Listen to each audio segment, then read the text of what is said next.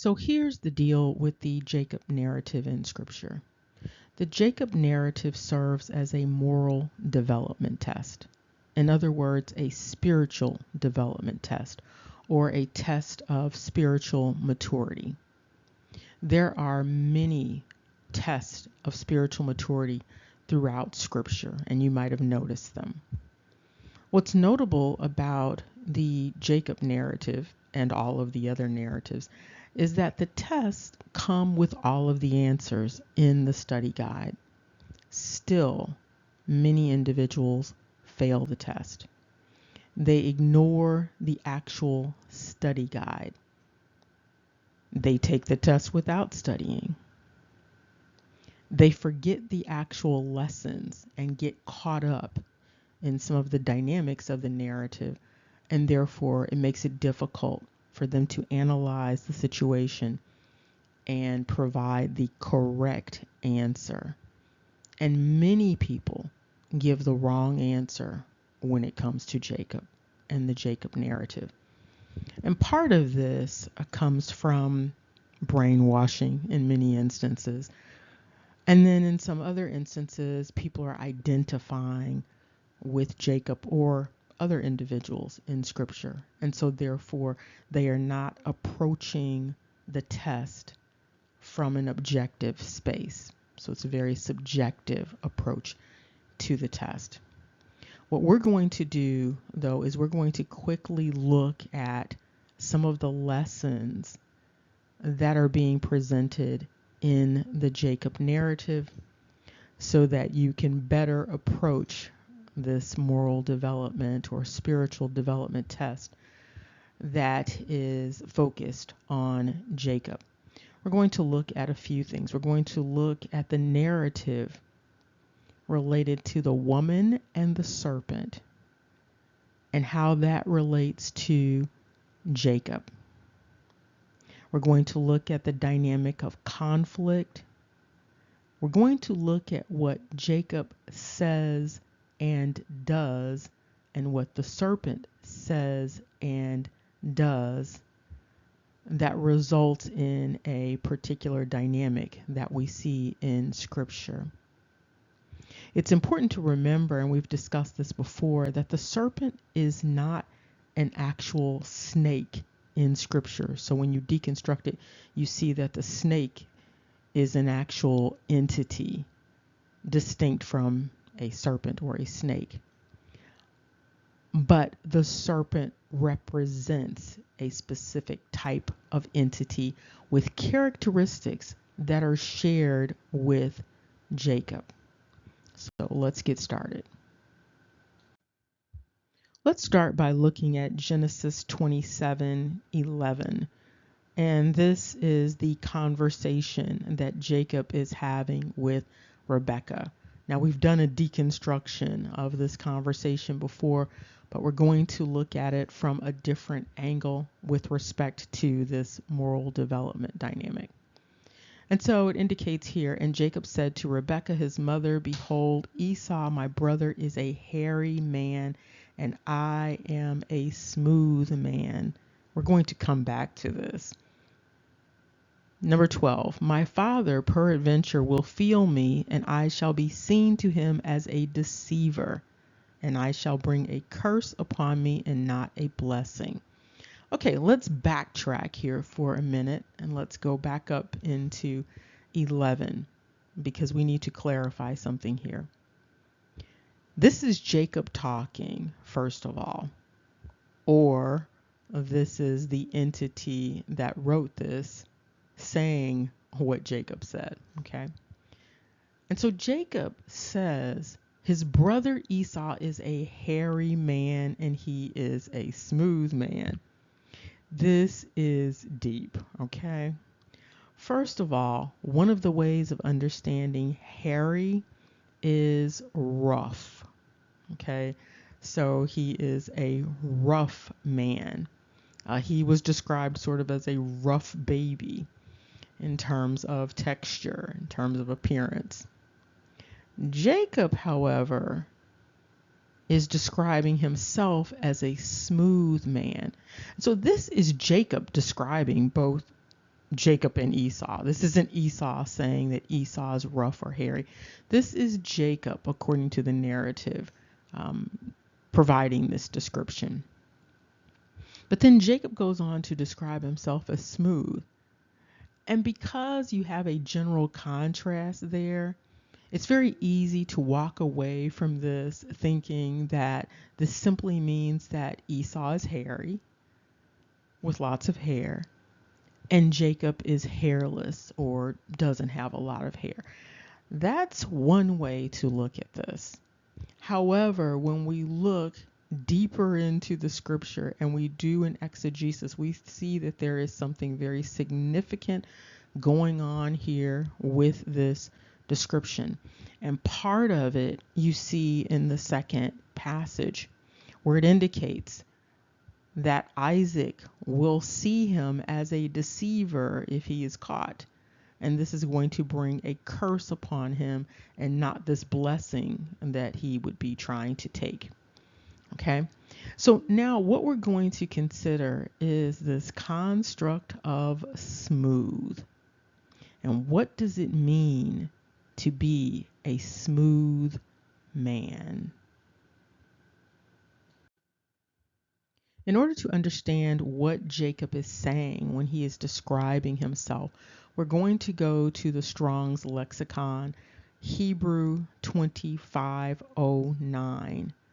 And the pronunciation looks like kalak, but it also looks like shalak. Okay, so we're going to look at this deconstruction to get a better understanding of what Jacob is saying about Jacob. There's so much focus on the hairiness of Esau that we tend to lose sight of what Jacob is really saying about himself when he's describing himself. Because, of course, Esau is presented as sort of this earthy man. He's out in the woods, he's hunting, he's a man of the land.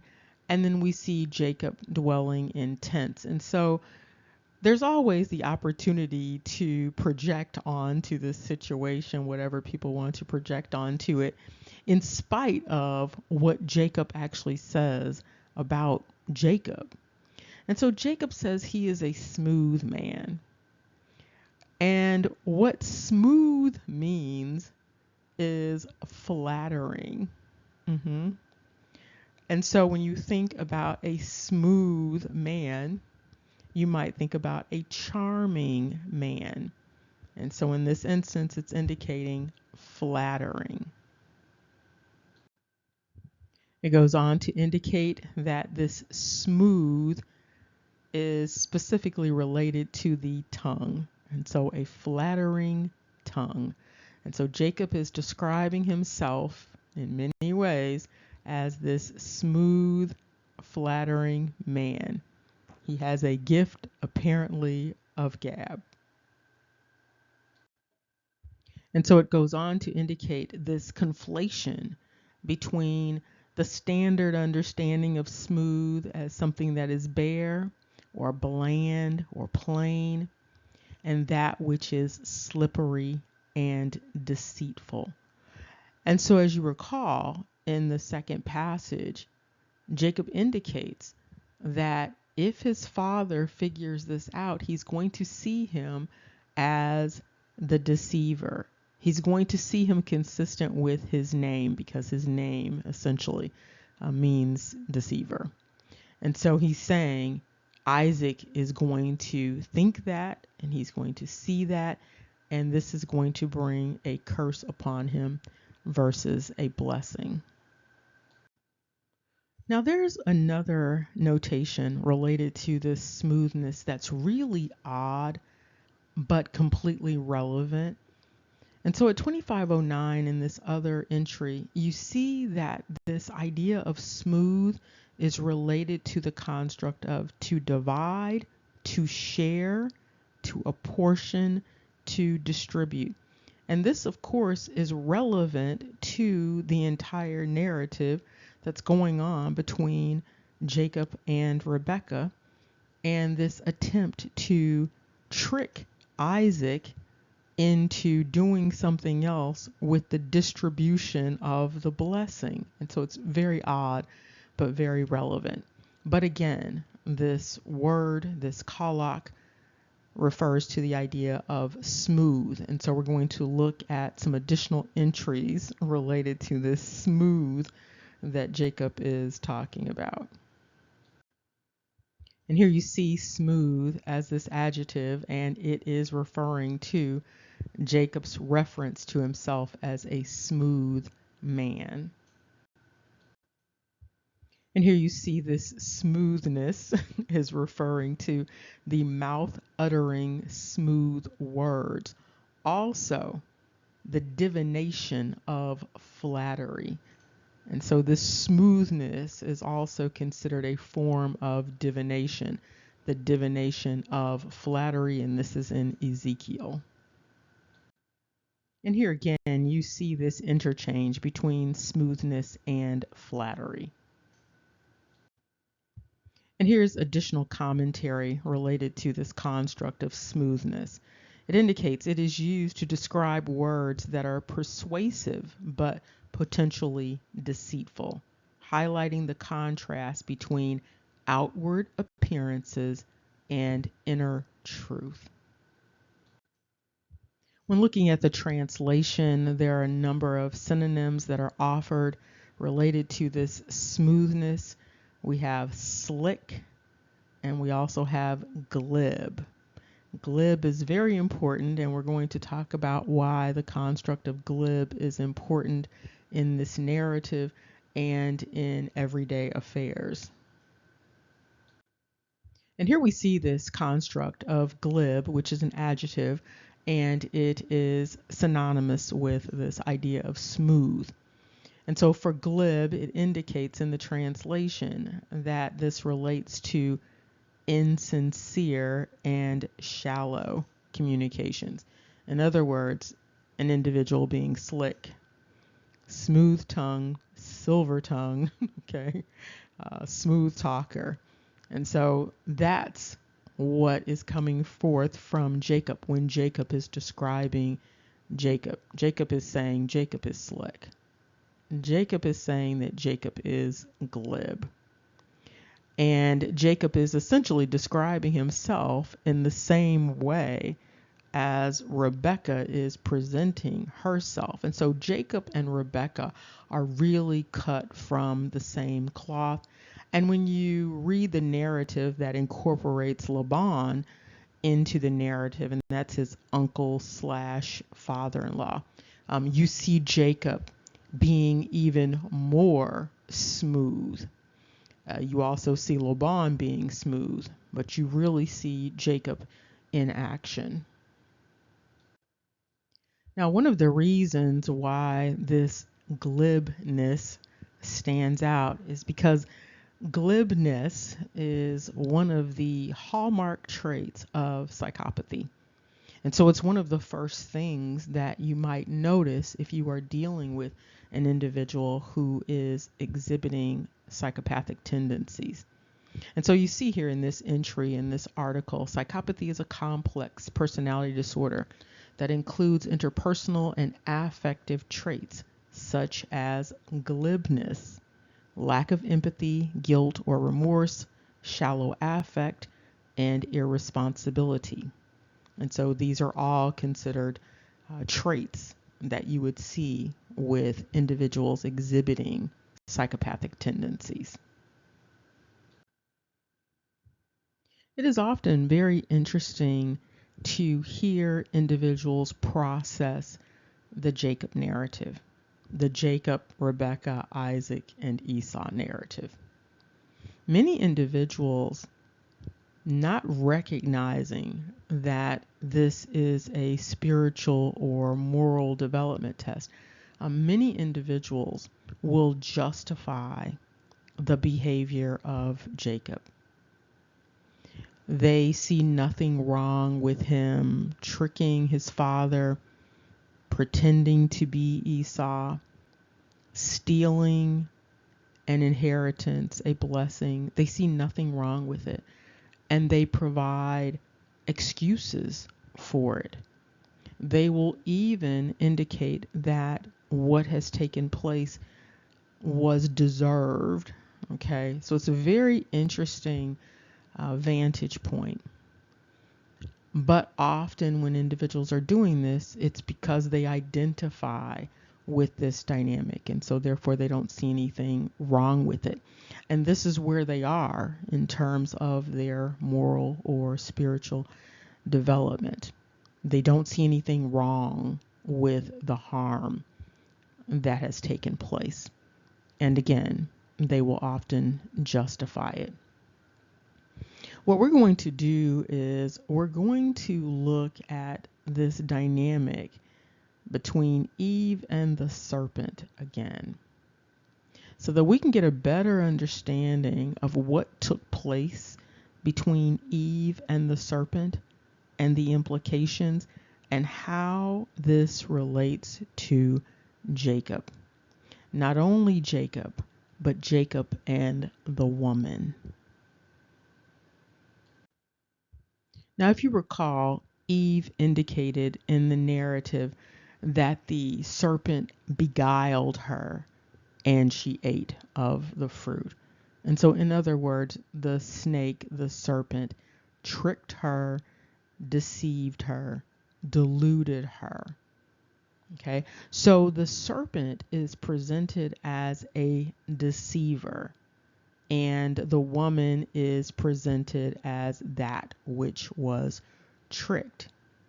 Now, the word for the serpent in scripture in Strong's is at 5175, and it's nakash. And nakash is the word in Hebrew for serpent or snake. Now, you might also recall that in the narrative, there is a proclamation or a curse that involves enmity between Eve and the serpent.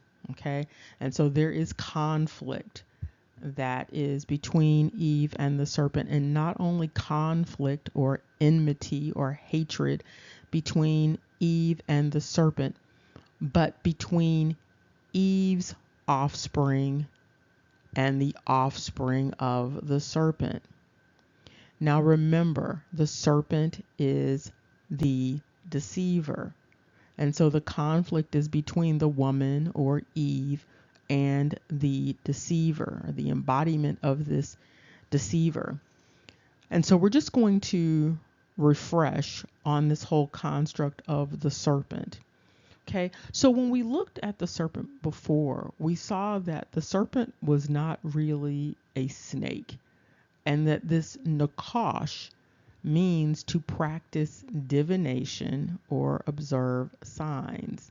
Okay, so with respect to this serpent, we are talking about an entity that practices divination. This is an entity that might be considered a wizard of sorts. Okay, and so it goes on to indicate that this serpent is the same construct that we see in the narrative related to Eve in the garden, and also Revelation 12:9.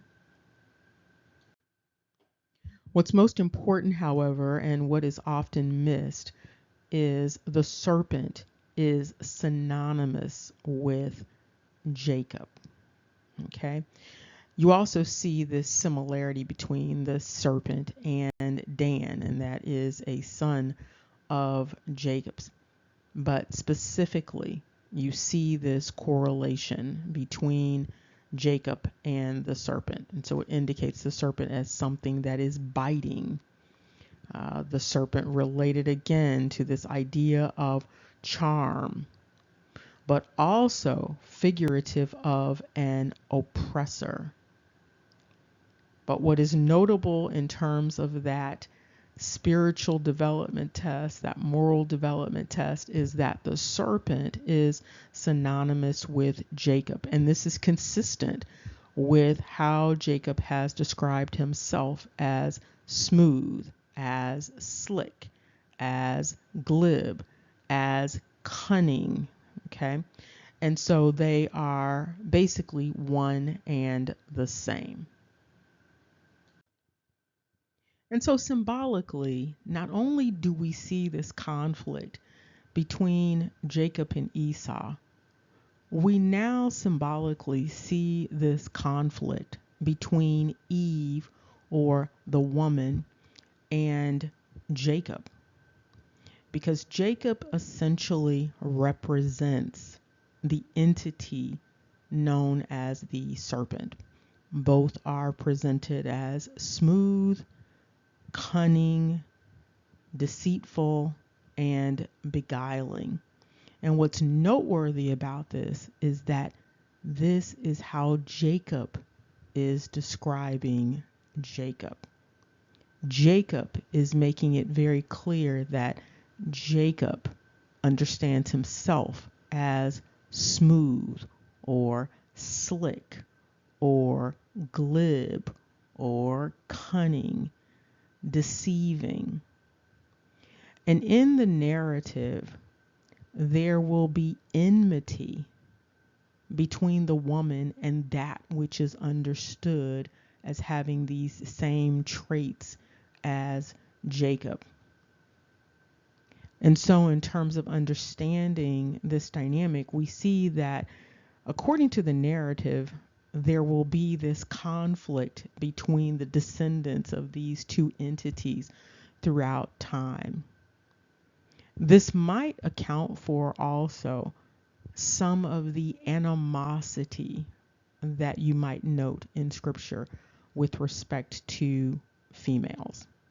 There is a noted narrative of disdain for females in scripture, and you see it in multiple narratives, whether we are talking about the Lot narrative, whether we are talking about the narrative related to the Levite and the Benjamites, whether we are talking about the simple ignoring or erasure of women or females in many of the Old Testament narratives.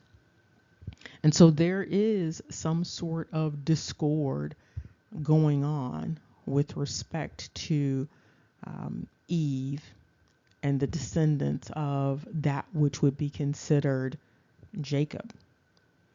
And so then the question becomes, what are the implications here in terms of real world dynamics? What does it mean for there to be enmity between Eve and the descendants of that which is deceiving? And how is this related to the conflict or the enmity that, according to Jacob, is continuing on in relation to Esau? Because again, it's important to keep in mind with respect to the Esau narrative that we don't really have Esau talking. We only have Jacob talking. And so Jacob apparently is the victor in the narrative because the victor gets to tell the story or create the history. And so that's what we have. We have Esau's voice essentially lost, and the entire focus is really on Jacob or Jacob's descendants and their perspectives related to the world. If you pay close attention to many of the narratives in scripture, you will notice themes and you will notice the lessons. And so you might see dynamics that are going on in scripture, not because they are being presented for you to replicate, but they are being presented to teach a lesson about whatever the dynamic happens to be. Now, many people, when they co-sign on to the Abrahamic narrative or the Jacob narrative, they are actually co-signing on things that they might be bringing into their own lives inadvertently. Co-signing on the Jacob narrative involves believing in and being in agreement with systematized racial supremacy. And so the Old Testament is filled with that, with this one collective of people, this Shem line, Abraham, Isaac, and Jacob, being superior in one way or another to other people. There are messages about subjugation of other people and slavery. And so buying into the Abrahamic or the Jacob narrative sometimes involves people co-signing on those dynamics. This dynamic that goes on repeatedly in the Old Testament involves the genociding of various groups of people, removing people, displacing people. There are themes of degradation and violation of women and children. There are ongoing themes about suffering and about living basically a cursed existence. And so these are some of the things that people are co signing onto when they are identifying with the Abrahamic narrative or the Jacob narrative. It's really interesting how people respond to the finding of this kingdom of Judah on the west coast of Africa. Now, people will know that there was a kingdom of Judah on the west coast of Africa, and this was a major slave trading kingdom. And what they will do is, simply because it's identified as the kingdom of Judah, they will dismiss the fact that this was a major slave trading entity and ignore the realities of this entity in relation to the transatlantic slave trade.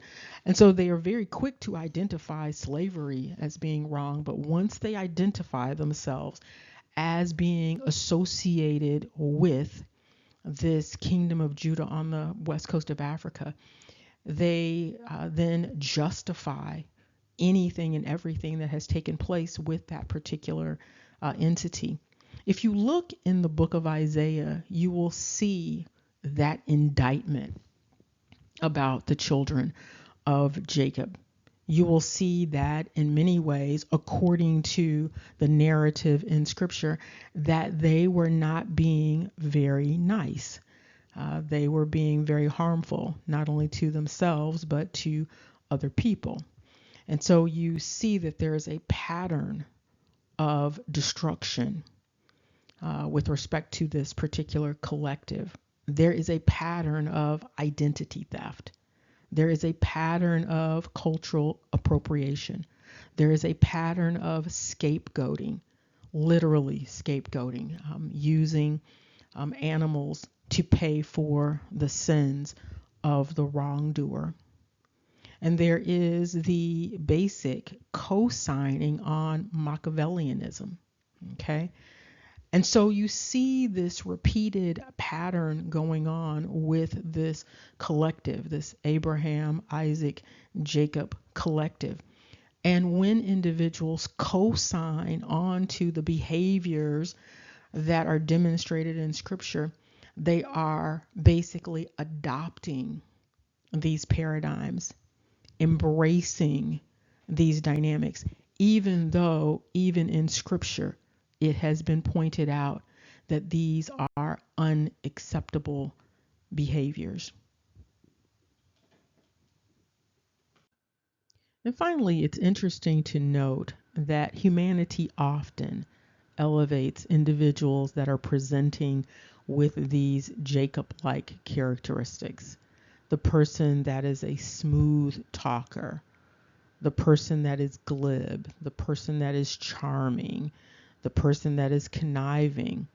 Oftentimes, those individuals are the ones that climb the corporate ladders. These are the ones that get into these power positions.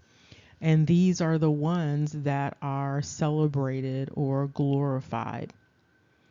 Simultaneously, entities such as Esau are frequently devalued. Now, when you think about Esau and what Esau brings to the table, Esau brings much to the table in contrast to what Jacob brings to the table. However, there is a tendency with people to devalue and belittle that which Esau represents. And again, just with that alone, we have these tests of moral development, these tests of spiritual development, simply with individuals looking at and evaluating the worth of Jacob versus Esau.